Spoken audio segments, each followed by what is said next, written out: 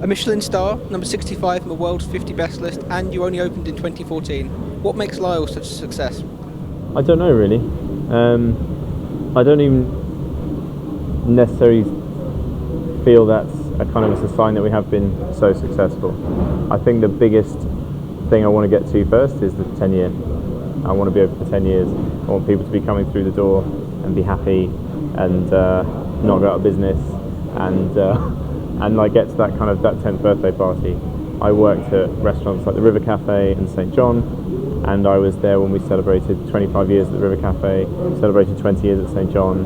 Those to me are real milestones and real signs of real success. I think anything else that comes along the way is really good. I'm really pleased we got a star. It's really amazing to be in the list, but I just really want to be full and want to pay money back and get to 10 years, and then I kind of feel like that's the big one for me, and that's what I most want at the moment. But it's been it's funny how kind of people on the outside can see and declare something so successful when I think really the day to day it's we feel like there's so far to go. So I think we're doing okay. We're on the right road. Most importantly for me, we're on the right road. Do you pay a lot of attention to what the customers tell you, maybe on social media or review sites? Yeah, it's really important. Ultimately, we do what we want to do, and we're not McDonald's. We're not trying to tailor all our services to please the masses. But I think it's really good to know. We have a really good bunch of guests coming in. We have people who are big kind of foodies. We have people who are local business people. We have people who are just kind of hanging out in the afternoon. There's a really good mix of people that come and eat here, which is like very important to me, because if you see a good variety of people, then you know that kind of your price point's right, and you know that you're not too perhaps too selective or slightly elitist about who's coming in. And what people think really matters. But more than anything, it is really kind of all the drive and desire to change comes from me or my business partner, or we're the ones who kind of like, we need to change. No one said there's anything wrong, but we need to keep pushing. That comes from us, I think. Seasonality plays a big part in your menu. Why is it so important to you?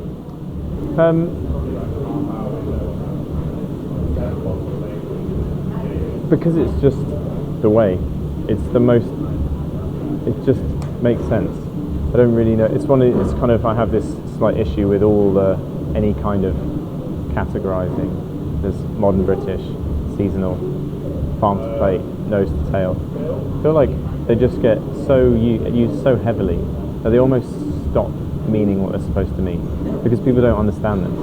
And every restaurant that opens in London is seasonal and British and farm to table, and it's like, well, at what point does it just become, you don't need to say that. That's just what a restaurant should be. I feel like the food here is really driven by common sense.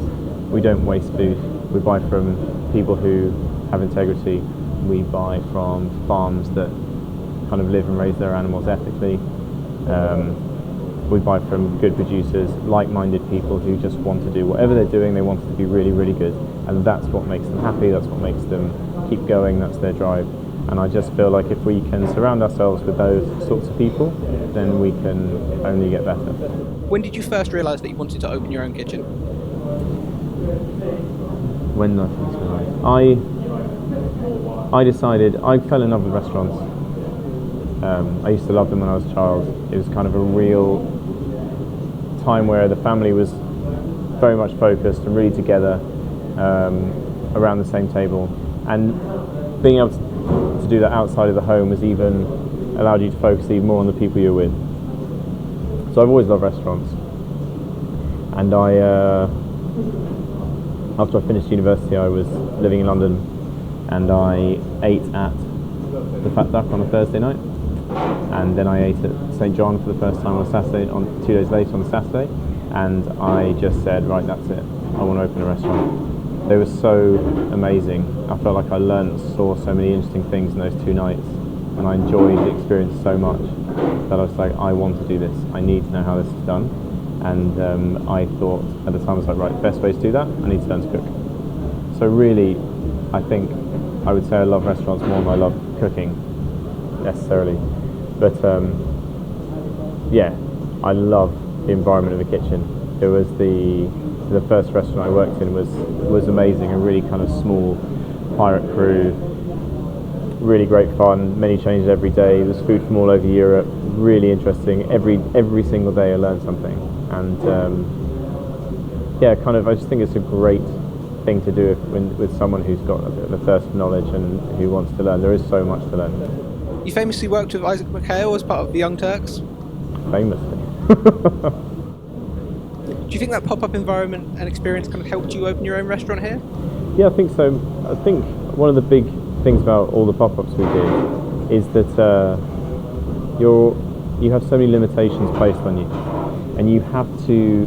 I think part of something that you learn, and you see this with chefs as they kind of move through their career, is that there's this kind of ability to adapt and overcome all the obstacles, whatever we have in front of us. And I think the thing about pop-ups is you have so many, and you have a limited time to produce the best food that you can for an expecting public who have heard good things, or expecting great things, or expecting like restaurant standard food and an experience, and yet you're in a car park in South London with a tap with running water that works for about half an hour and a drum barbecue, and you've got to do something really good. So I feel like some of the techniques that I still use, we kind of discovered or came up with in the pop-up days. I think they're really good. They force you to think. I love the kind of the problem-solving element of it, the kind of the puzzle of how do we get out of this one, and I think that's really important. And it's something that the reality is, if you work in a big fancy restaurant, you might have a big fancy kitchen and there's no limitations, and whatever you want is there. But most people don't. Most people work in small kitchens with ovens that keep breaking and fridges that don't work and not enough space, and you have to learn to produce really great things with those limitations. I think it makes you better. I wanted to open a restaurant probably about 6 years before Lyle's opened. I've looked at restaurant sites with several different groups of people. It was just always the goal. I want to learn to cook so that I can open my own restaurant. And I kind of eventually got there, and Isaac and I were both looking, kind of whilst we were doing our Young Turk stuff, we were both looking for sites. And I think there was a lot of dark days where kind of things fell through, and you really start. It's like when you see a site, it's like kind of falling in love, or like being in a relationship, and you feel like you keep getting dumped because nothing works, and it's really, really, it feels awful, because all of a sudden you get so excited and you start seeing the future of it all, and you want to think about what you're going to do there. The people can't wait to start cooking. What dishes am I going to do? How am I going to fill the kitchen? And then after 2 or 3 months of planning, it's just gone. That's it. Do you still pop in every now and again around the corner? Isaac, definitely. We it's so bad. It's like so bad. We went to what did we do recently? We went to an awards night recently, and when it finished, we went out for dinner, and we realised that was the first time in about 2 years that we'd actually all sat down. All of us been sitting down together for dinner, and I just don't know how that time has gone so fast. But yeah, that's just what restaurants are like. You work really hard. We kind of do favours for each other all the time. We're always borrowing things from their kitchen. They're always sending things down. They're always grabbing whatever napkins for service or something. Yeah, it's a good. It's nice to kind of have someone up the road who is doing good things and is like on your side, and yeah, it's brilliant. You won the best chef at the GQ Food and Drink Awards this year. Yeah. How do you feel? Yeah, that was pretty funny. This is they're all a bit. I don't really take anything too seriously. I take this restaurant very seriously. Anything around it, it's a bit of fun. I think it's a fun award to get. And there was some, again, like you look at the people nominated for the same thing, and there's some really, really talented people in that list. And yeah, it was just really great to win. And that was actually Yeah, it's a good one. When the Clove Club guys came in for dinner recently, actually, we used the award, which was an ice bucket, so they put all their bottles in. But yeah, it's good fun. It's nice. All these things can only hopefully help get Lyle's that kind of 10-year marker, bring people through the door. I just want people to come in and see what we're doing and hopefully like it. And anything that helps along that way is good. One of the most unique things you do is the guest series, which is one of the coolest kind of collections of collaborations around in London. What made you come up with that? It started with I get it started way back because throughout my whole career I've done loads of stages, which is where you go and work for free in another restaurant, kind of like an internship. And sometimes it's like a week, sometimes it's a few days, sometimes it's a month. And you don't really do it. I've never done it to kind of take a recipe from somewhere. You do it for inspiration, and you do it to see how people work, see how chefs you admire think. And I've always kind of had this idea that you just hope something rubs off. The restaurants I worked at, places like the River Cafe, at St John, and with Heston at the Fat Duck, these are really great, inspiring people behind those restaurants, doing something really different. And I did, I thought that kind of hopefully something rubs off was my career plan. Basically, that's what it comes down to. Learn as much, hope something rubs off. Hopefully, I'll come up with something good. And one of the things I'm very proud of the produce in this country. And I want to do this event called Game, where we brought foreign chefs to the UK to show them one of the things that I think makes UK food quite unique, and that's game season, the ability to serve wild animals on a restaurant menu is something that really is very special to the UK. And it not only is it just that aspect of it, but you also create incredible seasonality with that. The food here in the winter, my food in the winter I guess, is very, very different. It's more comforting, fortifying, kind of perhaps richer or slightly heavier. And then in the spring and the summer, the food's way more vital, lighter, brighter, more elegant perhaps. And I think that's what truly seasonal food is. It's not, you can see the philosophy behind everything, but the style is different. You see a lot of people who, they cook their light, lovely food, but they always try and turn wintry food into this kind of light, lovely food, and they still want to put flowers on things in the winter, and it makes no sense because they're not around. It just doesn't really gel so much with me. So I feel like the seasonality is something that's very British. We have a very strong seasonal difference. I think game season really helps highlight that. So I wanted to bring chefs to the UK and show them a bit about what makes the UK special. And then leading on from that, I enjoyed it so much that I was just at the restaurant all the time. And I always used to eat out so much, and I just wasn't anymore. And I felt like, I just want to, I heard about what a friend was doing, say in France, or what a friend was doing somewhere else. I was like, I want to go and eat, but I can't. And it's like, right, let's get them here instead. Let's get them here, and then we can see a bit of their food, and I can get to kind of hang out a bit in like a bit of a chef nerd way, I guess, like kind of hanging out with your peers or people that you wish you'd worked with. And then it's kind of just, I've enjoyed the experiences more and more. We've gotten better at it. We've got better at hosting. We're more organised. The style of the events is more organised. And then so now I feel like this year there's been a real shift from people who I've maybe worked with in the past and want to work with again to people who I've never worked with. And maybe even sometimes I haven't even got to their restaurant. So we've got Bolan coming in from Bangkok coming in September. We've got Jarrett from Holy Cook in Hong Kong coming. We've just had Mitchell from Sydney. All really different food that you can't get in the UK, the sorts of chefs I've never worked with. But then it comes back to this opportunity to really learn about food again. Things I don't know about, things I want to see. The guests from London, people from London need to see this because it's exciting food and it doesn't happen here. I feel like Londoners kind of almost believe their own hype in that we always seem to be up there for this kind of, oh, London, best place to eat in the world. And I just kind of think, I'm not sure that we are. And you kind of hear about what's happening in other places, and you kind of like, we need something like that in London. So if we can't, I'll bring them over and let's have a look. Is that why you're bringing over Andre Chan? Yep. On the 22nd of June? Yes, so we're bringing Andre Chang in on the 22nd of June, and that's Andre I met 3 or 4 years ago. We did Cook at Raw in Charleston together, and I just found like there was about 20 chefs on that trip, all brilliant, really talented chefs, but you always kind of,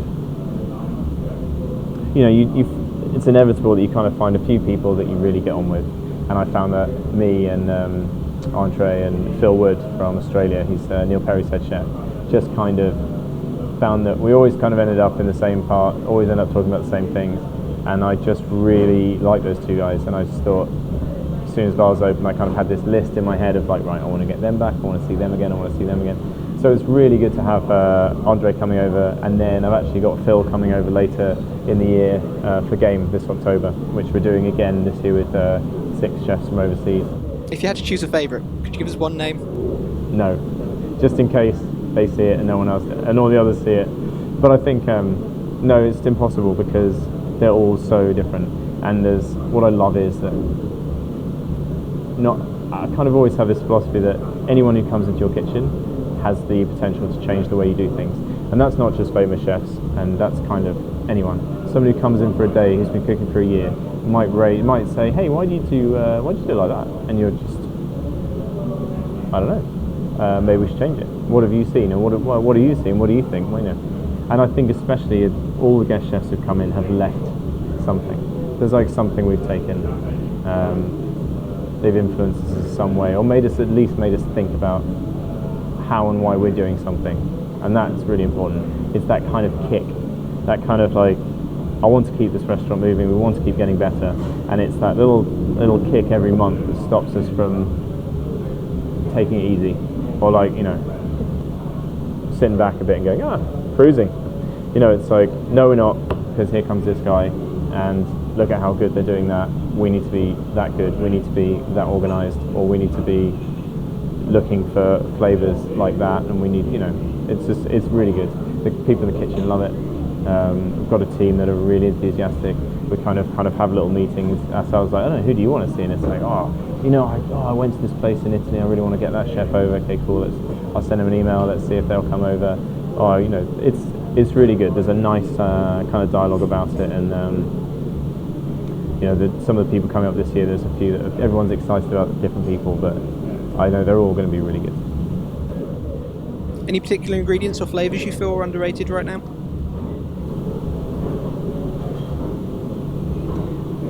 I don't know.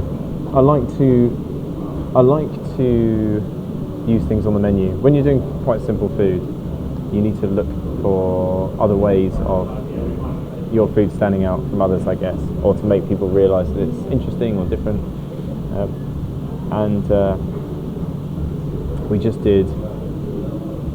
We had monkfish liver on the menu for quite a long time, at lunch, not a long time.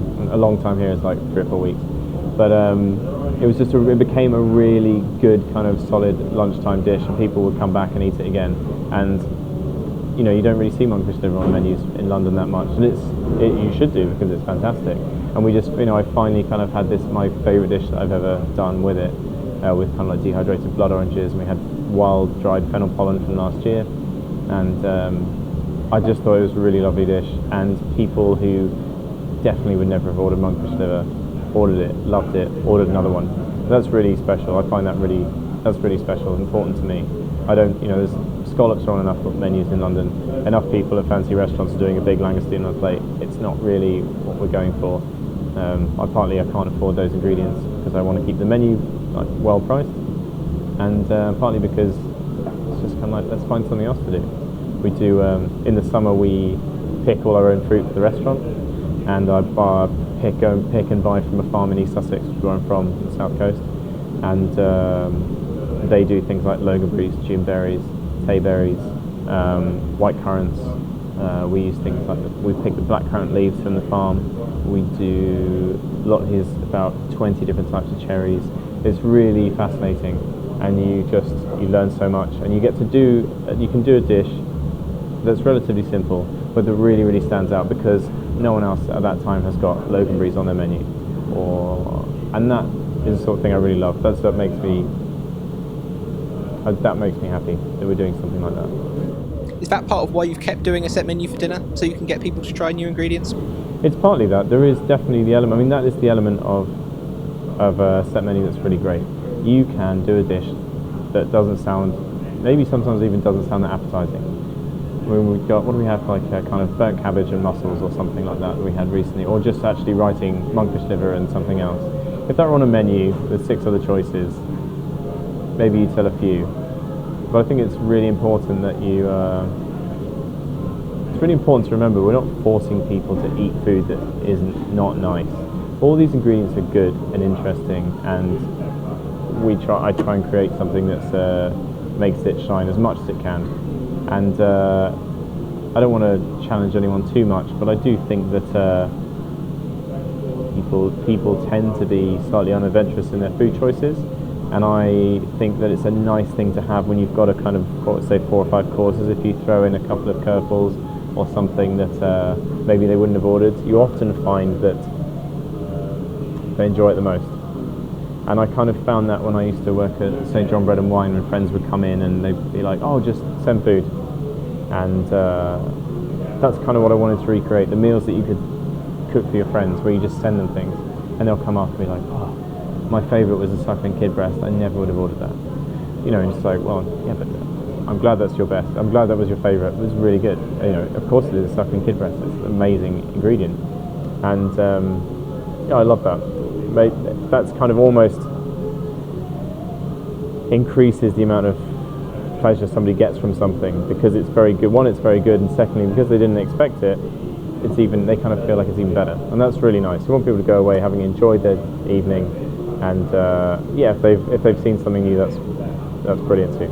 And last question, Instagram, slightly controversial topic among chefs. Some love it, some hate it. Do you think it's having a good impact on the industry, or do you think that people are kind of cooking too much for pictures? Cooking for photos. Cooking for photos is absolutely something that is happening in food at the moment. The other big thing is, and this is something that I find, is that you can cook something that is relatively simple, and its appearance on the plate, it looks like, people think, I can do that. I don't get all the fuss about that. And they'll do it, but it will be half the dish, if that, at best, because they don't understand the processes behind what's gone into getting that on the plate. Anyone can just put one slice of beef on the plate, make a mayonnaise with something, or do like a puree of, you know, something. But the beef has to be cooked right. It's interesting. We cook it over fantastic charcoal and wood. The beef has to be the right breed, the age of the cow, the hanging of the cow, the finishing, the butcher that it passed through on the way to the kitchen, how we finish it. Those sorts of things are what makes the difference. And I mean, we do a pea dish at the moment, which I've been doing for a few years. Peas are my favourite ingredient in the world. And I've really noticed in the last 2 years, or maybe especially this year, a friend of mine just visited London and they're like, oh my God, I had peas everywhere I went. And I was telling them about how we do our pea dish. And I was saying one of the big things is, you know, we finding the actual farm that we buy them from took years. Someone who was willing to pick at a certain point so that they would be the right peas. And even then, the first job we do every morning is, for the 25 kilos of peas we get in, we send back about 15 kilos every day, and that's grading through further and then picking them down. And this guy made a bit of a joke. I bumped into him at a restaurant the next day after he'd eaten here, and he was like, oh hey look, looks like they're using all the peas you sent back yesterday. It's just like, because it's really important. Those small things are really, really important, and that's the difference between a dish that is deceptively simple and blows you away to one that is just simple and boring and not very good. But they might look the same. And this is the big trouble. So yeah, Instagram. I mean, I love Instagram.